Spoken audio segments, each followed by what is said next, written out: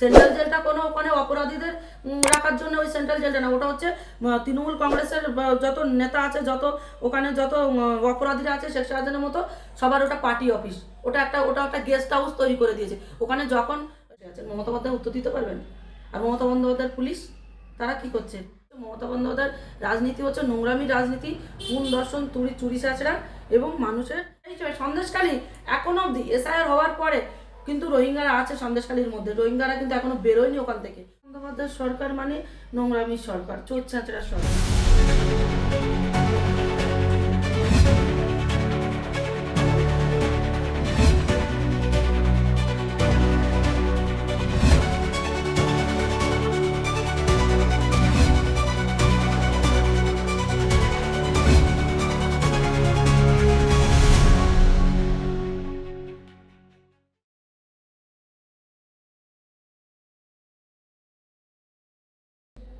প্রথমে যেটা বলবো যে কিছুদিন আগে দেখা গেছে আপনার একটি ছবি সাথে তরুণজ্যোতি তিওয়ারি এবং কেয়াদি তিনজনের একটি ছবি বিকৃত করে ভাইরাল করা হয়েছে, এই বিষয়ে কি বলবেন?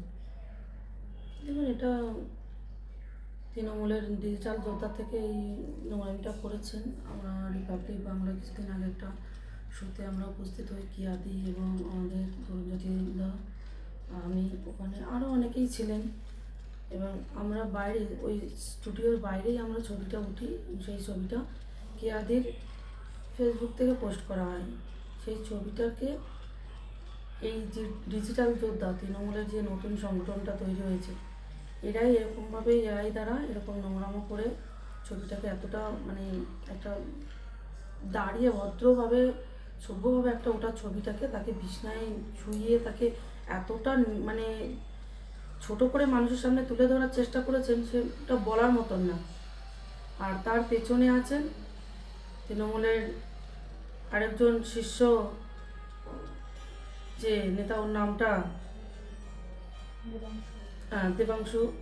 এই দেবাংশু তাদের পেছন থেকে ইলিগালভাবে সাপোর্ট করবেন, তাদেরকে তাদের কমেন্টে গিয়ে তাদের পোস্টে গিয়ে কমেন্ট করেছেন যে আপনারা যেভাবে পারেন আপনারা এইভাবে কাজ চালিয়ে যান, আপনারা সঠিক কাজ করছেন, আপনাদের পেছনে যতটা ইলিগাল সাপোর্ট লাগবে আমরা দেব। মানে এইসব নোংরামো এই তৃণমূল দ্বারা, এটা অবাস্তব কিছু না, এটা তৃণমূলের কালচার, এটা এরকমই নোংরামি করেন। এবং মানুষের এতদিন বাংলাদেশি রোহিঙ্গা ভোটে এতদিন ওনারা ভোট বাস্কটা বাড়ানোর জন্য এটা করে রেখেছিলেন। এখন রাজ্যের দিনের পর দিন যেভাবে খুন ধর্ষণ এই তৃণমূল দ্বারা হচ্ছে, এখন আবার নতুন করে আমাদেরকে টার্গেট করছেন। এরপরে আমাদেরকে টার্গেট করছেন, আমরা কোনো রাজনৈতিক দলের সাথে যুক্ত, আমাদেরকে টার্গেট করছেন। এরপরে গ্রামগঞ্জে যেসব মা বোনেরা, তাদেরকেও এরকমভাবে এআই দ্বারা তাদেরকেও এত অসম্মান করবেন, নিচে লাগাবেন। এদেরকে বলার কিছু নেই, এরা এতটা মানে নিচে লেবে গেছেন না যে এদেরকে মানে বললেও নিজেকে ছোট করা হয়। মমতা বন্দ্যোপাধ্যায়ের সরকার মানে নোংরামির সরকার, চোর চাঁচড়ার সরকার।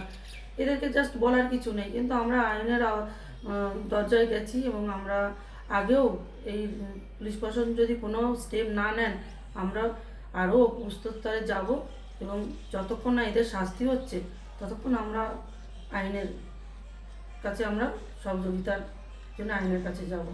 দিদি, আমরা 2024-এর নির্বাচনের আগে সন্দেশখালী দেখেছি, এখন কি সন্দেশখালীর চিত্রটা একটু পাল্টেছে? চিত্র কোথায় পাল্টিয়েছে? সন্দেশখালীর চিত্র আন্দোলনের পরে কিছুদিন হয়তো ভদ্রভাবে মানুষ একটু মাথা উঁচু করে বেরোতে পারতো রাস্তাঘাটে।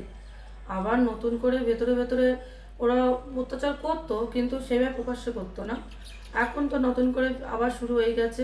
এখন শাহজাহান শেখ নেই, শিবু হাজরা নেই, উত্তম সর্দার ছাড়া পেয়েছেন, উনিও রাতারাতি ঢুকছেন, আমার কাছে খবর আছে।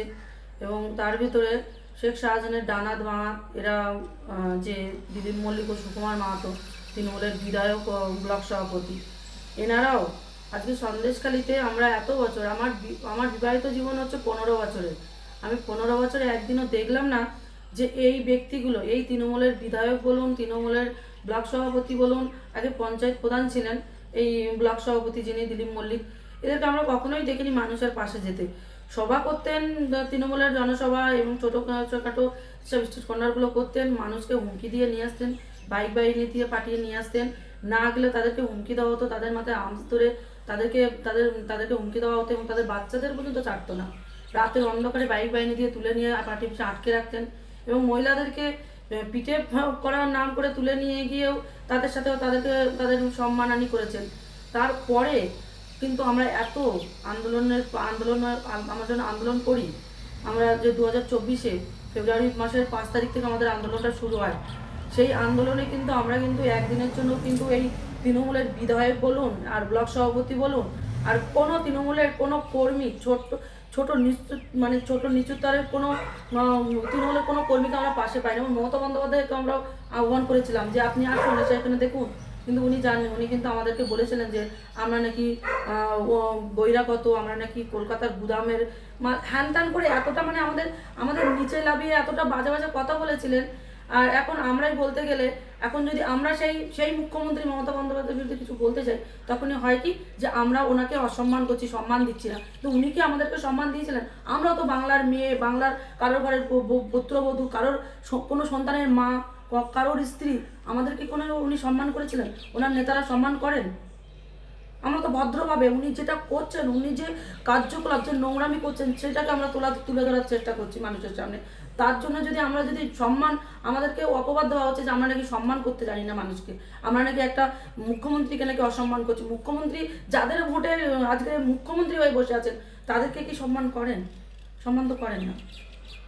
তাহলে আজকের যখন মুখ্যমন্ত্রীরই এই ডিজিটাল যোদ্ধা তৃণমূল দ্বারা এই সংগঠন তৈরি হয়েছে, তো মুখ্যমন্ত্রী কি একবারও এদের বিরুদ্ধে কি একবারও স্টেপ নিয়েছেন যে কেন ডিজিটাল যোদ্ধা আমাদের সংগঠনকে, আমাদের আগামী দিনের যাতে ভবিষ্যৎ ভালো হয় তার জন্য এই ডিজিটাল যোদ্ধাকে তৈরি করা? এটা তো নোংরামি করার জন্য না। আর এআইটা তো আর নোংরামি করার জন্য না, এটা কিন্তু ভালো কাজের জন্য এআইটা এখন বাস্তবায়িত, যে এআই দ্বারা যে কাজগুলো হবে মানুষের কিন্তু ভালোর জন্যই কিন্তু এআইটা চালু করা হয়েছে। এটা কিন্তু কারোর ছবি নোংরামি করে, কারোর ছবিকে এবার এআই করে নোংরামো করে এবার পরিচালনা করার জন্য নয়। তো এরা যেটা করছে, এই দেবাংশু এবং এই ডিজিটাল যোদ্ধা মমতা বন্দ্যোপাধ্যায় আমাদের রাজ্যের মুখ্যমন্ত্রী, এটা ঠিক করছেন না।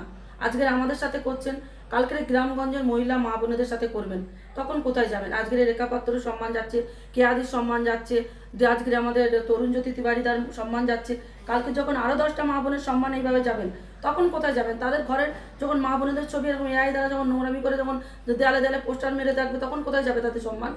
থাকবে কি?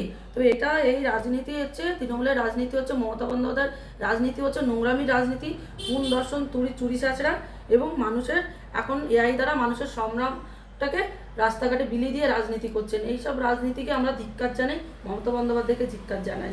কিছুদিন আগে একটা রিপোর্ট বেরিয়েছিল যেখানে দেখা গেছে সবচেয়ে সুরক্ষিত রাজ্য এবং শহর কলকাতা এবং পশ্চিমবঙ্গ।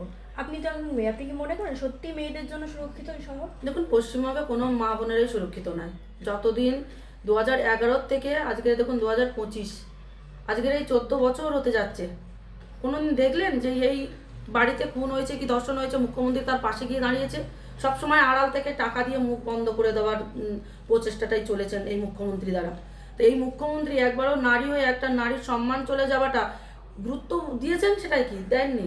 উনি এই সম্মানটা, নারীদের সম্মানটাকে উনি একটা বিজনেস হিসেবে নিয়েছেন, রাজনীতির একটা অধ্যায় হিসেবে নিয়েছেন, যে এই রোহিঙ্গা এদের আমাদের যারা এই তৃণমূল কংগ্রেসের যে চোর চাচরা আছে, তাদের দ্বারা এগুলো হতে থাকুক, কোনো অসুবিধা নেই, কেননা তাদেরকে তো কিছু দিতে হবে, টাকা পয়সা দিচ্ছে, তার সাথে এইসব সম্মান তারা যা পারে করুক, আমরা 10,000, 5,000, 20,000 টাকা দিয়ে টাকার সাথে ওরা সম্মানের দরদাম করছেন। তা এইগুলো করাটা উচিত নয়। তো মুখ্যমন্ত্রী আজকের যে রাজ্যে একটা মহিলা মুখ্যমন্ত্রী, সেই রাজ্যেই কিন্তু মহিলাদের সুরক্ষিত না, মহিলারা সেফটিতে নেই।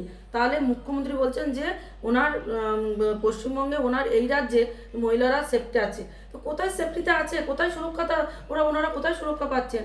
রাত 8টার পরে বলছে রাস্তায় নামতে না। রাস্তায় এখন মেয়েরা, প্রত্যেকটা মেয়েরা তারা উচ্চশিক্ষা শিক্ষিত হয়েছে, তারা নিজের একটা করে সরকারি জব করুক, কিংবা নিজের ব্যক্তিগত বিভিন্ন কাজের সাথে যুক্ত, তারা সরকারি হোক আর বেসরকারি হোক, তারা তো বিভিন্ন কর্মসংস্থানের সাথে যুক্ত। তাহলে তারা কেন রাত 8টার আগে কেন ঘর থেকে বেরোবে না? তারা কোথায় যাবে? তাদেরও তো ভবিষ্যৎ আছে, তাদেরও তো নিজেদের পায়ে দাঁড়ানোর একটা আছে, তাদের তো নিজেদের পায়ে দাঁড়ানোরও অধিকার আছে। তারা যদি নিজেদের পায়ে দাঁড়াতে না পারে, তাহলে কিসের জন্য? আজকে দেখুন জায়গায় জায়গায় দেখুন স্কুল, সরকারি যে স্কুলগুলো বন্ধ হয়ে পড়ে আছে। কোনো স্কুলে একটা করে টিচার আছে, দুটো করে টিচার আছে, তার বেশি নেই। তাহলে আর কোথায় শিক্ষা আছে? এখানে মা বোনদের সম্মান আছে? এই পশ্চিমবঙ্গে না আছে শিক্ষা, না আছে সম্মান মা বোনের। হ্যাঁ, উনি তো বলছেন যে এই রাজ্যে নাকি 14 বছরে প্রায় 2 কোটি কর্মসংস্থান উনি করে দিয়েছেন, বেকারত্ব প্রায় 40% পর্যন্ত কমিয়ে দিয়েছেন। দেখুন, যদি বেকারত্ব যদি কমিয়ে থাকেন, উনি যদি কমিয়েই থাকেন, তাহলে আজকের এই কিসের জন্য আজকের এই 16,000 যে চাকরি প্রার্থী আজকে রাস্তায় কিসের জন্য?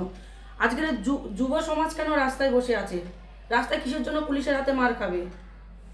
চাকরির জন্য আজকে রাস্তায় রাস্তায় তাদের না খেয়ে না দিয়ে জীবন দিচ্ছেন, আত্মহত্যা করছেন কিসের জন্য? মমতা বন্দ্যোপাধ্যায় এত কর্মস্থান, এত চাকরি বাকরি এত কিছু দিয়েছেন, তাহলে এটা কেন হচ্ছেন? আজকের যুব সমাজ থেকে চাকরি প্রার্থী অব্দি রাস্তায় কিসের জন্য বসে আছেন? মমতা বন্দ্যোপাধ্যায় উত্তর দিতে পারবেন?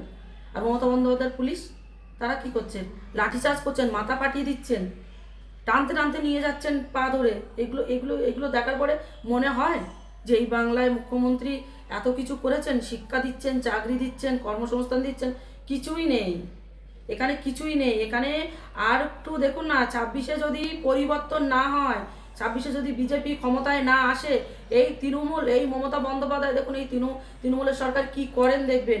এখানে না থাকবে এখানে হিন্দুরা, আর না থাকবে এখানে মা বোনের সম্মান।